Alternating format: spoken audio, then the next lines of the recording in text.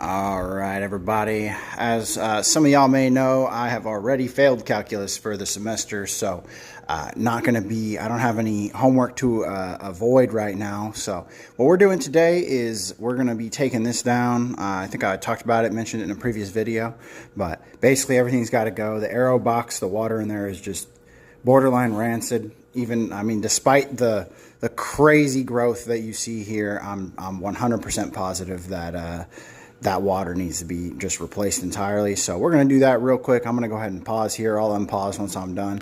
Kind of walk y'all through the process of this, and then I'll even show you guys how my aero box is set up down there and my plans for the future to install a reservoir so that this type of thing doesn't happen again.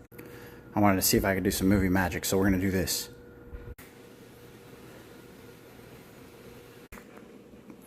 Well, that time I didn't really do much, but that's because I stopped to show y'all exactly why you got to have some kind of aeration or something going on inside your aero box when you do this, because what's going to happen is you're going to get root rot, and let me tell you, that is not at all what your roots are supposed to look like at all. That is downright disgusting, and this is my fault. You see that one tiny little white root poke popping out the bottom? That's the only root that looks good on this whole strawberry plant.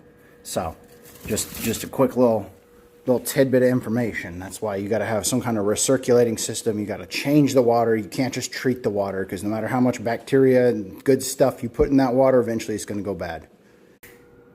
All right, now we got it all cleaned up and put in a trash bag. I'll show you guys a couple things real quick. For starters, I'm sure you can see inside there's some like sediment, some other stuff. Obviously there's dead leaves, but that's just because they just fell in. But you can see all that stuff at the bottom. That's all sediment. That's from the nutrient solution that I use. It turns back into like salts and stuff after a little while.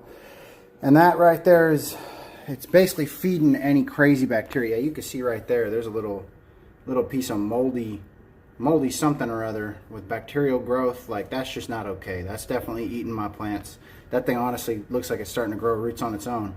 So if y'all decide to do something like this, here I'm going to pause and I'll switch back. I'll show you guys what I got going on inside.